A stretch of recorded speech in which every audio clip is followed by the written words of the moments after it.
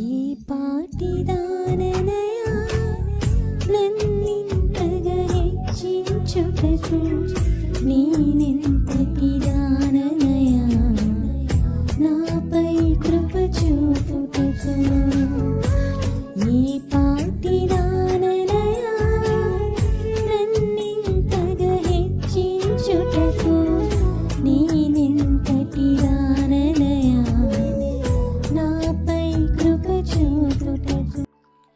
Praise the lord అండి. దేవునామ శుభావందనాలు చెల్లించుకుంటాం. మరి దేవుడు ఈరోజు మనతో మాట్లాడుతున్న మాట ద్వితీయోపదేశ కాండము 28వ అధ్యాయము 1వ వచనం. నీవు నీ దేవుడైన యెహోవా మాట శ్రద్ధగా విని నేడు నేను నీకు ఆజ్ఞాపించుచున్న ఆయన ఆజ్ఞలనన్నిటిని అనుసరించి నడుచుకునిన ఎడల నీ దేవుడైన యెహోవా భూమి మీదనున్న సమస్త జనుల కంటే నిన్ను హెచ్చించును. నీవు నీ దేవుడైన యెహోవా మాట వినిన ఎడల ఈ దీవెనలన్నీ నీ మీదకి వచ్చి నీకు ప్రాప్తించును. సరండి ఏమంటున్నాడు దేవుడు ఇక్కడ మాట్లాడుతున్నాడు. నీవు నీ దేవుడైన యెహోవా మాట శ్రద్ధగా వినాలంట. ఎలా వినాలండి? శ్రద్ధగా వినాలండి. మన ఆలోచనలు మన తలంపులు ఎలా ఉన్నా సరే దేవుని మాట దేవుని బోధకులు కానీ ప్రసంగికులు కానీ మన దైవజనులు కానీ ప్రవక్తలు కానీ మనకి బోధించినప్పుడు మనం ఏం చేయాలంట? శ్రద్ధగా వినాలంట. శ్రద్ధగా విని ఆయన ఏమైతే ఆజ్ఞాపిస్తున్నాడో ఆయన ఆజ్ఞలన్నిటినీ అనుసరించాలంట. చూసారండి, ఆజ్ఞ అతిక్రమమే ఏంటండి? పాపం అండి. మన ధర్మశాస్త్రంలో చూసుకున్నట్లయితే మనకి 10 ఆజ్ఞలు మనకి యెహోవా దేవుడు ఇచ్చాడు. ఏంటంటే అవన్నీ కంపల్సరీ చెయ్యాలి అని కదా. ఆయన ఆజ్ఞ అంటే ఇది చెయ్యాలి ఇది చెయ్యకూడదు అని మనకి కొన్ని ఆజ్ఞలు ఇచ్చాడు. అవన్నీ నువ్వు ఎప్పుడైతే చేస్తావో దేవుడు అంట నిన్ను ఆశీర్వదిస్తాడంట. చాలా మంది ఏం చేస్తారంటే ప్రామిస్ కార్డ్స్ తీసుకొని కింద ఆశీర్వాదాలు ఏమైతే ఉన్నాయో అవి ఒక్కటే చేస్తారు. ఆశీర్వాదాలకి పైన ఒక కండిషన్ ఉంటుందండి. ఆ కండిషన్ నువ్వు ఎప్పుడైతే ఫుల్ఫిల్ చేస్తావో దేవుడు ఆ వాగ్దానాన్ని నీ జీవితంలో నెరవేర్చే దేవుడుగా ఉన్నాడండి. ఆ కండిషనే నువ్వు పట్టించుకోకుండా దేవుడైతే ఏ ఆజ్ఞనైతే ఇచ్చాడో అది చెయ్యకుండా నీకు దీవెనలు రావాలంటే చాలా కష్టం అండి. నువ్వు ఫలించి అభివృద్ధి పొంది విస్తరించుతావని అబ్రహాముతో వాగ్దానం చేస్తున్నాడు. కానీ దానిపైన ఒక కండిషన్ పెట్టాడు. ఏంటి అంటే నీవు నీ కుటుంబాన్ని విడిచి నీ స్వదేశాన్ని విడిచి నీ తండ్రిని విడిచి నీకున్న సమస్తాన్ని విడిచిపెట్టి నన్ను వెంబడిస్తే నిన్ను దీవిస్తాను అని వాగ్దానం చేశాడండి. చూసారండి, అబ్రహాము సమస్తాన్ని వదిలి ఆయన్ని వెంబడించాడు, ఆశీర్వదింపబడ్డాడండి.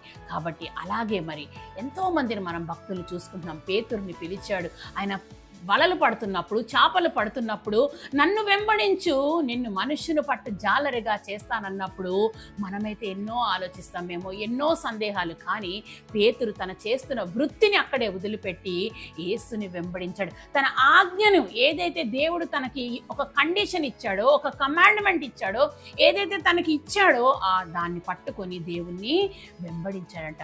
ఈరోజు నా జీవితాలు కూడా ఆశీర్వదింపబడాలంటే, నా జీవితాలు ఈరోజు చిగురింపబడాలంటే దేవుడు ఏం మాట్లాడుతున్నాడంటే, నేను నీకు ఆజ్ఞాపించుచున్న ఆజ్ఞలనన్నిటినీ అనుసరించాలంట అండి. నడవాలి. ఆయన దాంట్లో నడిస్తే మనం వర్ధిల్లుతాం కదా. ఆయన అంటున్నాడు, నీ చేయి పట్టుకొని నేను నడుస్తున్నాను, నీకు ముందుగా వెళ్ళి నేను మార్గము సిద్ధపరుస్తున్నాను అని మాట్లాడుతున్నాడు. నీ త్రోవల్లో నేను ప్రతి రాయిని తీసివేసి ఆ మార్గాన్ని సరిచేస్తున్నానని దేవుడు మాట్లాడుతున్నాడండి. మన అడుగులు తప్పటడుగులై మన అడుగులు మనం పడిపోకుండా జారిపోకుండా మనం స్థిరముగా నిలబడాలంటే ఆయన మనకి ముందుగా నడిచే దేవుడుగా ఉన్నాడండి. ఆయన మనతో కూడా నడుస్తున్నాడు. పేతురు అలలపైన నడుస్తున్నప్పుడు ఎప్పుడైతే దేవుని చూసి నడవసాగాడో అతడు చక్కగా నడిచాడండి. కానీ ఎప్పుడైతే అవిశ్వాసం అనేది వచ్చిందో, లోకములోనికి తిరిగి చూశాడో మునిగిపోసాగాడు. దేవా నన్ను కరుణించు అని ప్రార్థన చేశాడండి. ఈ రోజు నా జీవితాలు పేతురు వలె ఉన్నాయేమో. ఎప్పుడు వరకైతే దేవునిలో ఉన్నామో, దేవుని ఆజ్ఞలలో నడుస్తున్నామో, ఆయన వెంబడిస్తున్నామో మన జీవితాలు ఫలభరితంగా ఉంటాయి. ఎప్పుడైతే లోకములోనికి వెళ్ళిపోతావో, ఎప్పుడైతే లోకాశల్లోకి వెళ్ళిపోతావో, ఎప్పుడైతే లోకము నిన్ను అట్రాక్ట్ చేస్తుందో నీవు పడిపోతున్నావు. నా సహోదరి సహోదరుడా, దేవుడు ఈరోజు వాగ్దానం పలుకుతున్నాడు వాక్యము ద్వారా. నీవు ఆ ఆజ్ఞలన్నిటినీ అనుసరించి నడుచుకొనిన ఎడల నీ దేవుడైన యెహోవా భూమి మీదనున్న సమస్త జనముల కంటే నిన్ను ఏం చేస్తాడంట?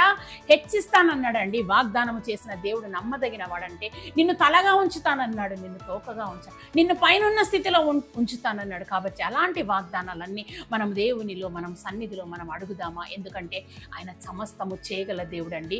ఈరోజు మరి నీకు నాకు ఏదైనా అసాధ్యమని మనం అనుకుంటున్నామేమో, కానీ దేవుడు అంటున్నాడు, నేను సాధ్యపరుస్తాను, నిన్ను నిలబెడతాను, నిన్ను స్థిరపరుస్తాను. నా కుమారుడా, నా కుమార్తె, నా ఆజ్ఞలను అనుసరిస్తావా, నాతో నడుస్తావా అని ఈరోజు దేవుడు మాట్లాడుతున్నాడండి. నిన్ను ఉన్నతమైన స్థితిలో నిలబెడతాను, నిన్ను హెచ్చరిస్తాను, నిన్ను మరి నేను ప్రోత్సహిస్తాను, నీకు నాయకుడుగా, నావికుడుగా, స్నేహితుడుగా, బోధకుడుగా నేను నీతో ఉంటాను అని వాగ్దానం చేసిన దేవుణ్ణి ఈరోజు మనం వెంబడించే స్థితిలో ఉన్నామండి. ఆయన మాటలంట మనం వినాలంట అండి. మనం వింటా ఉంటే ఆయన చెప్తా ఉంటాడంట. దేవుని వాక్యం సెలవిస్తుంది కదా, మరి నేను మంచి కాపరిని, నా గొర్రెలు నా స్వరం వింటాయని దేవుని వాక్యం సెలవిస్తుందండి. మరి ఆయన గొర్రెలుగా ఉన్న మనము దేవుని స్వరాన్ని మనం వినగలుగుతున్నామా అండి? రోజు మన పిల్లల స్వరాన్ని విని మనం గుర్తుపడుతున్నామే, అలాగ దేవుడు మనతో మాట్లాడుతున్నప్పుడు ఆయన స్వరాన్ని విని ఆయన వెంబడించే కృపలో మనం ఉన్నామా? మనల్ని మనము పరీక్షించుకుందాం. మరి అంటున్నాడు, నీ దేవుడైన మాట, యెహోవా మాట వినిన ఎడల ఈ దీవెనలన్నీ వస్తాయంట.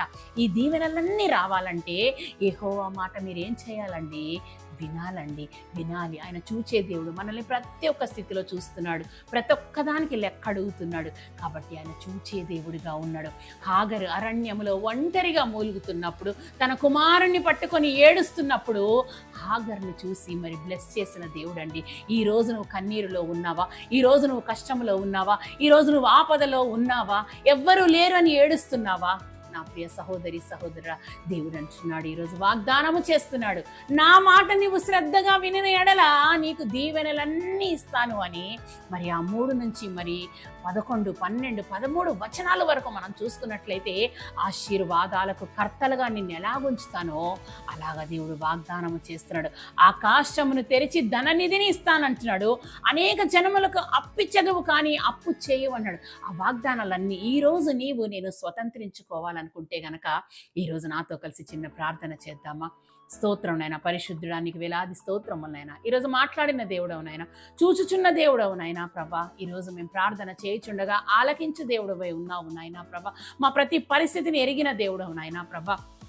ఇదిగోనైనా నీ మాటను శ్రద్ధగా విని ప్రభా నైనా నీ ఆజ్ఞలకు లోబడే హృదయాలు మాకు దయచేయమని అడుగుతున్నాము నైనా.